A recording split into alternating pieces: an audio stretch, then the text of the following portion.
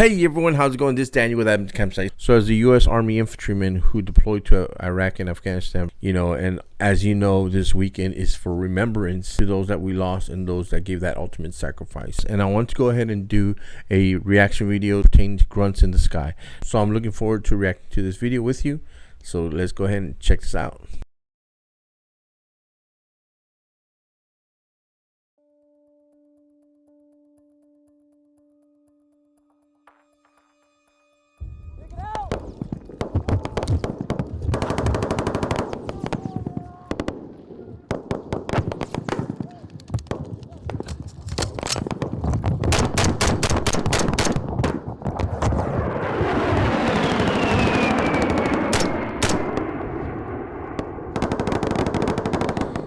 Gotta love those A10s.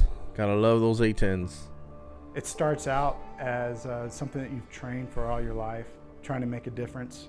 The cool thing is, as an A10 pilot, on times when the stars align and you're up on that mission where you get to make a difference, you get to see the reward. It's a pretty easy answer to in terms of why are we here. Number one priority is always saving guys on the ground. The people that we so closely work with, the guy on the ground. That's my whole soul and being, is that guy on the ground. He could be an 18-year-old guy, 18-year-old kid with a rifle. That's all he's got. Grunts in the Sky, the A10 in Afghanistan. Sanitized dog tags, ID card in the left breast pocket, E&E kit, watch tape, smart pack, in-flight guides, maps, DTCs, RMMs. Let's see, visor, pedal packs, water, snacks, seat cushion if you guys want to take that. Cell phones, you got one. Do you have yours? Okay, signed out. Yep. One random Friday, spring of '03, so right after the Iraqi invasion, 3 guys in flight suits walked into the bar on campus and started talking about flying. And I was a year away from graduating, not really knowing what I wanted to do in life. And this guy started talking about flying fighters and being a fighter pilot and being in the Air Force and how awesome it was. And it kind of hit a nerve with me, if you will. When I was a young kid, I wanted to be a fighter pilot. That was what I always told everyone. What do you want to be? Fighter pilot. I can still remember it to this day. I was at a hobby store, pilot. like a lot of kids interested in aviation. I built a lot of airplane models, and this was 1979. I was in high school and went to the hobby store, and they had a Revell model of the for then brand new A10. It had only been operational for a couple of years at that point. And I just saw it, and I can still remember to this day looking at the wall of models and just trying to pick what I was going to build next. And I saw the box and the picture, and I was like, what in the world is that? During about the last month of pilot training is where you put in for what airplanes you want to fly. Wow. I was torn on the F-15E or the A-10, on which one I wanted to put number 1 on my list, So luckily, one of the respected IPs in our flight had flown both the A-10 and the F-15E. And all he said to me was, Mitchell, what patch do I wear on my shoulder on Fridays? And the patch he always had on was the A-10. So I ended up putting the A-10 as number 1. That's beautiful. And I loved the mission, the thought of the mission at the time. And I love the A-10. They used to fly by while we were going out on mission. It's awesome.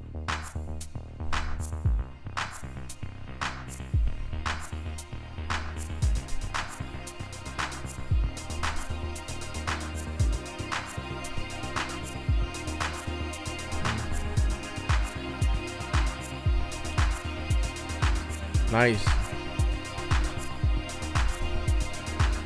That's a beautiful view right there. Nice.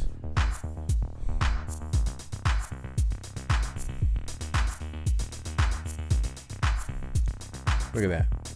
Boom, boom, boom.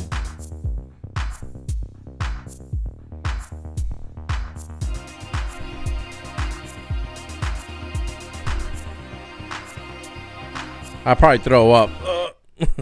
I was a first lieutenant. I was 26 years old when Desert Storm kicked off. The 26-year-old fighter pilot caught the nation's attention a few months ago when he and a partner shot down a record number of Iraqi tanks. You just never forget when you look down and realize that somebody's trying to shoot you down, and you've got to kill him first. My first full 2 years in the Air Force, it was pretty much a completely Cold War type of mentality. Our training was all very low altitude. It doesn't seem that long ago to me, but I know talking to a lot of the guys now, you know, it's been quite a while ago, and when you look at the airplane from then to now, it's pretty amazing the different upgrades and that we've gone through. Look at that since Gatling then. gun. The A10 is the only airframe ever that was built entirely for this mission. Yo, come on, man. They're about to do a gun run. You need to get down. Let's go, buddy. Come on, man.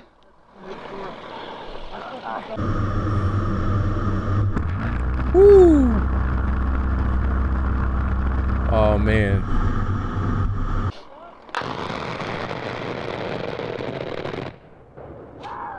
Yeah.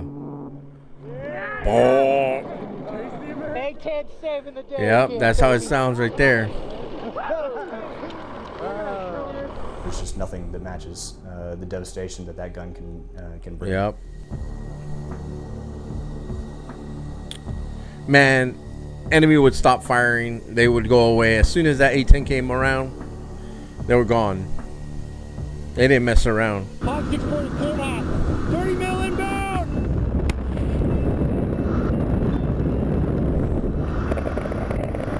It's an awesome testament to the aircraft. I think that the same gun that we used to kill main battle tanks Man, look at that. in 1991 Shredded is the same cheese. gun where we can shoot a single insurgent that's fleeing on a motorcycle, or shooting at our guys from a tree line. Point is, you know, the A10 was built for ground combat. Okay, ground combat we had the old linear battlefield type where we're going to go fight a bunch of tanks going low at 100 feet. And then we've morphed into a medium altitude precision strike platform because the airplane has been updated and modified to be able to do that.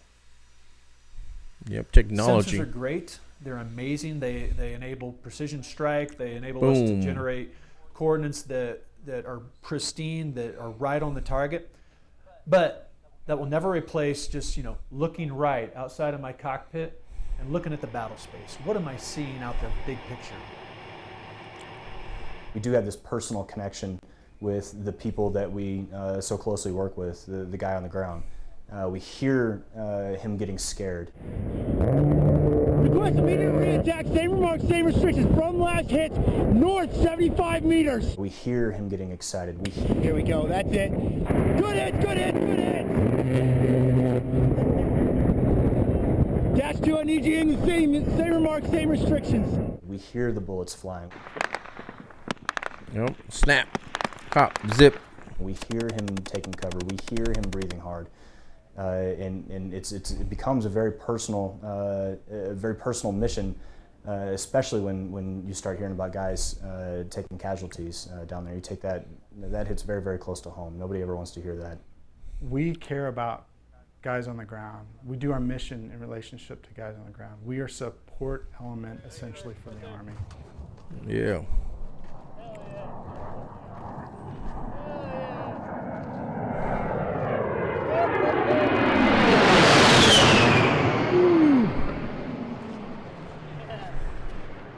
I don't know how many flybys I've been through. I mean, A10s always flew by us when they were around us. Awesome scene. One time they just flew 10 feet above us, man. It felt like 10 feet above us. I'm not saying air interdiction. It was awesome. Mission isn't caring about the guy on the ground, but it's not tangible. You can't really grab the benefits of it right then. You're going to wait a certain amount of time to see its effects. Air to air, how's that about the guy on the ground? Got to get your hair right. Air superiority, air supremacy, correct. But is the guy on the ground going to see it? It's the little things. I'm telling you, it's the little things. Close air support is about little things matter out there. You know, you make people laugh. You know, you make your hair. We're a joint. You know. We're a joint airframe and an air force, and that's what makes us different.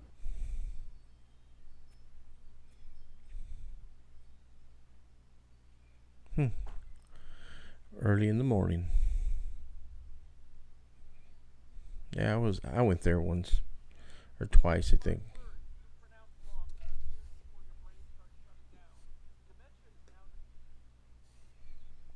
Man, look at that. Early in the morning, rising to the beat. Okay, today we're going down to Sande Sufla. We've been there recently, so we've got a good lay of the land. Keep in mind, Espandi's been pretty hot recently, and they've had some contact from the same area around Sande Sufla. He went over the recent activity. Keep in mind the kind of MO we've had recently out of there. They've seen the Taliban commander. Good old convoy brief or patrol brief. Doing a quick meeting, picking up weapons en route. Usually there's motorcycles involved. You've also got the Taliban commander that they seeked a couple weeks ago. So you've got all that stuff going on right there in Espandi. We're going right into the heat of that. So keep that in mind as we get down there. Keep your eyes open and stay vigilant. All right, so our actions on contact, near and far ambush, return fire. Look to me, we'll either maneuver or we'll push through. IED, get 360-degree security and clear the danger area, and then we'll look to Kazovac. In the case of a complex attack, we're gonna return fire, move out of the kill zone. Indirect fire, get down, look for distance and direction from me. Our actions on halt, take a knee, face out, and the march intervals that we're gonna use are gonna be dependent on where we are. In the open area, spread out as much as you can. The bigger we can look and the more intimidated we can look, the less likely we're going to take contact as we move down there. That's all I've got. What are your questions? All right, we're kidding up at 0615. Yes. 0615, kids on. Ooh, yep. Look at that. All that body armor, man. Hot days. Yesterday, as wearing all that we stuff. went out on a It dismounted gets heavy. patrol, south of our fob to a village of Espandi. Basically, we got some intel that some bad guys were storing weapons in a building, and we had contacted them before. We'd run into them before. So we went down there to kind of check back up. And as we got down into the village, we ran into some sketchy guys. It just, everything felt weird from the time we got down there. There was high tension. You could tell by the NA's body language. He was antsy, pacing back and forth. Second that happened, we spread out, let the PL do his link up. It was just high tension. I felt from the get-go.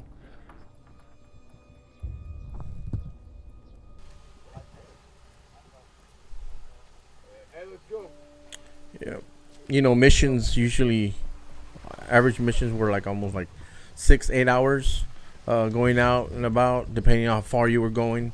Sometimes it could take about, almost 18 hours to 24 hours, depending on, the situation, whether an IED, whether, you have a cache, whether you never know how long you're going to be out there. So every mission, you just didn't know how long it was going to be. But Everybody is teachers here, so we are good. It's a little bit stressful. You're not really afraid while you're walking in the village and stuff. You're just staying alert, getting ready to react. But you're always looking for the next point where you're going to be going to if you take fire. You're always looking, okay, that corner right there. As you're walking, it's like you're looking for the cover you're going to take if you take contact. It's just all these things going through your mind. So just a little bit of information pertaining to when you're walking through a village.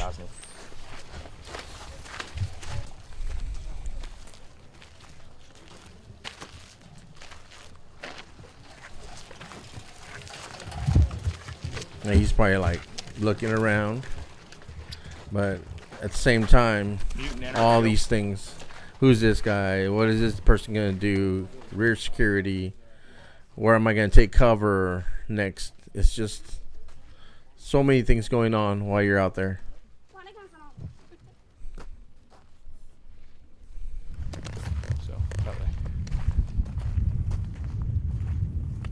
And Hog, if I could get you overhead of our lead element through Espandi. Oh, see the wedge right there? Everybody spread out. Just in case take fire, everyone's not clustered. At the same time, take mortars. We had to cross everyone's spread enough out to it doesn't hit everyone. We were definitely in a huge open danger area. We got about 500 meters outside of the village and started taking some pretty accurate fire.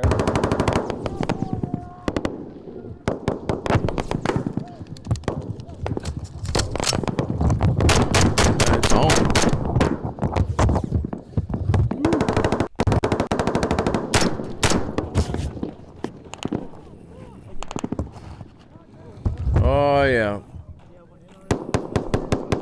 Shoot, move, communicate, baby.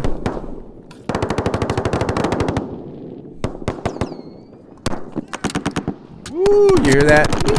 Yep. Near miss. Oh, yep.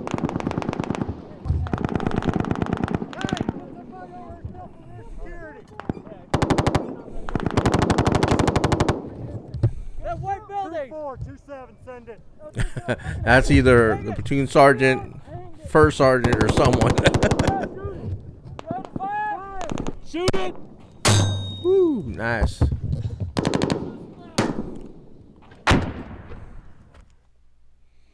There was no cover. I mean, there were people trying to find tire tracks to hide, to get a little bit of a defilade behind. You know, in that position, the best you can do is spread out, gain fire superiority, you know, and then wait for some air support. Our comms were a bit of an issue at the time. Yep. And so they had a little bit of a struggle, but they did have A10s luckily being pushed down to us. I have your position south of the tree line. We quickly responded, and working with the JFO on the ground and one of my JTACs, were able to get Hog on station quite quickly. We were taking some harassing fire at that point. Right here. I mean, I know you're busy, but I need full security, brother. Who's shooting? Somebody's fucking shooting at us still. But luckily we had someone's shooting at us to come in and do a nice show of force, which is always a clincher for the enemy, because if they haven't hit anyone, everything's okay, I guess, right? That's how it was. It's like, I mean, you're so exhausted, you're so tired. Someone's shooting at us.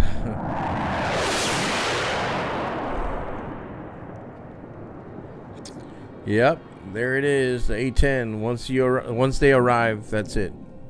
The A10 has proven itself time and again as being really a nightmare to the enemy. Just its mere presence alone is enough to keep the enemy at bay. And in that situation right there, again, just bringing those guys in quick and fast was enough to push the enemy away from our forces. The ground troops that I work with, when they think close air support, they think A10s. And I think the reason for that is they almost share the same mentality. If you were to say that there's a grunt in the sky, it'd be a hog pilot.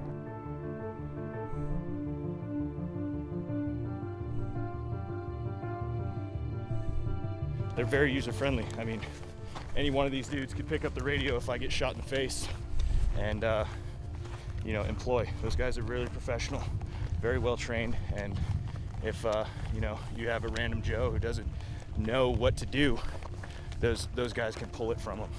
Yep.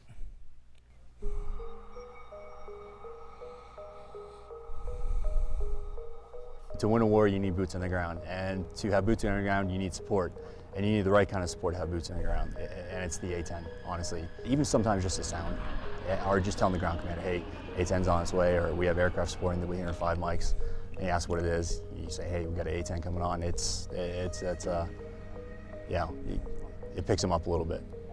That sound is so distinguishable. It is. Yep. Get some. It literally shakes the ground. It is amazing. You hear it first when it fires, and then you hear it echo from the gun in the sky. That sound right there just drives 11 Bravos nuts. It's amazing. Oh yeah. That's a sound of index. Once that A10 comes, that's it. That's it. It's clear path. It's that sound of... as long as they're flying around. Corny like freedom, but it really is. It's the sound of don't mess with me. It scares off everyone and shows you you're in good hands.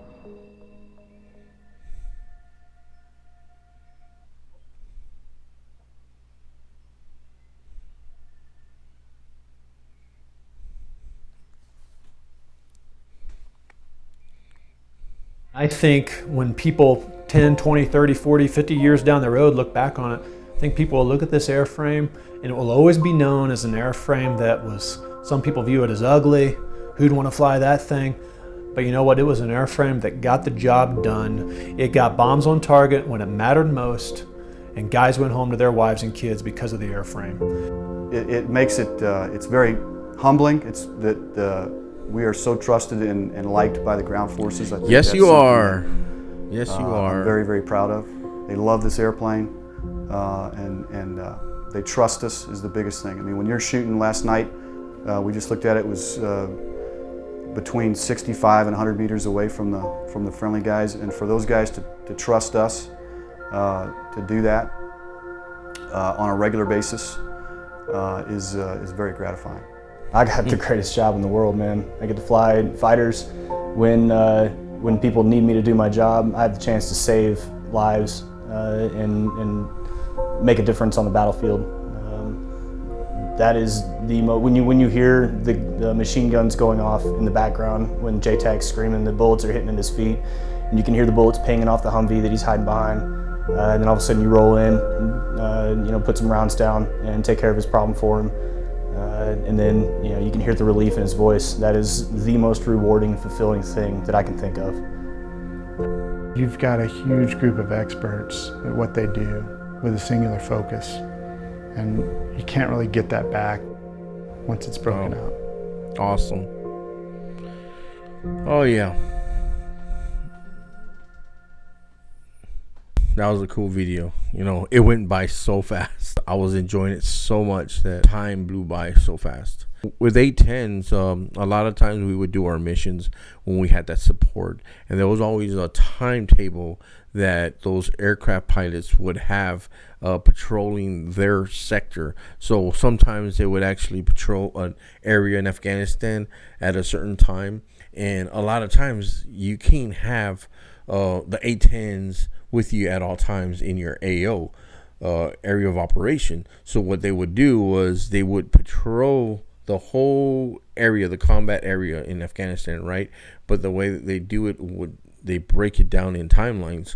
So they'd be in this area from like maybe 8 to 10, and then in this area from 10 to 12. So a lot of times we would actually sync our missions that we'd go out on patrols to the times they were in our area. Now, sometimes our patrols lasted like 12 hours. We would have to calculate, okay, we always get hit in this area all the time. We always make contact in this spot. So we would do backwards planning and say, we're going to have their air support around 10 to 12.